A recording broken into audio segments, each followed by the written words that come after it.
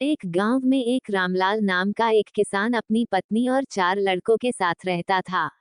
रामलाल खेतों में मेहनत करके अपने परिवार का पेट पालता था, लेकिन उसके चारों लड़के आलसी थे, जो गांव में वैसे ही इधर उधर घूमते रहते थे।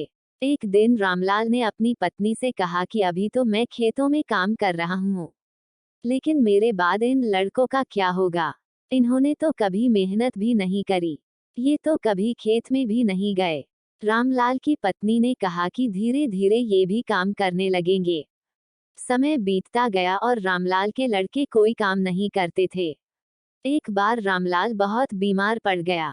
वह काफी दिनों तक बीमार ही रहा। उसने अपनी पत्नी को कहा कि वह चारों लड़कों को बुलाकर लाए। उसकी पत्नी चारों लड़कों को बुलाकर लाई।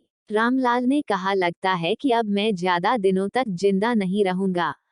रामलाल को चिंता थी कि उसके जाने के बाद उसके बेटों का क्या होगा। इसलिए उसने कहा, बेटों, मैंने अपने जीवन में जो भी कुछ कमाया है वो खजाना अपने खेतों के नीचे दबा रखा है। मेरे बाद तुम उसमें से खजाना निकालकर आपस में बांट लेना। यह बात सुनकर चारों लड़के खुश हो गए। कुछ समय बाद रामलाल की मृत्यु हो गई। रामलाल की मृत्यु के कुछ दिनों बाद उसके लड़के खेत में दबा खजाना निकालने गए।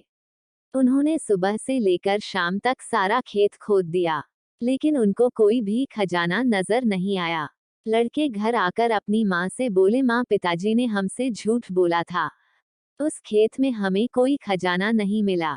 उसकी माँ ने बताया कि तुम्हारे पिताजी ने जीवन में यही घर और खेत ही कमाया है, लेकिन अब तुमने खेत खोद ही दिया है तो उसमें बीज बो दो। इसके बाद लड़कों ने बीज बोए और माँ के कहेनुसार उसमें पानी देते गए। कुछ समय बाद फसल पककर तैयार हो गई, जिसको बेचकर लड़कों को अच्छा मुनाफा हुआ, जिसे लेकर वह अपनी माँ के पास पहुँचे। माँ ने कहा कि तुम्हारी मेहनत ही असली खजाना है, यही तुम्हारे पिताजी तुमको समझाना चाहते थे। सीख, हमें आलस्य को त्याग कर मेहनत करना चाहिए। मेहनत ही इंसान की असली दौलत है।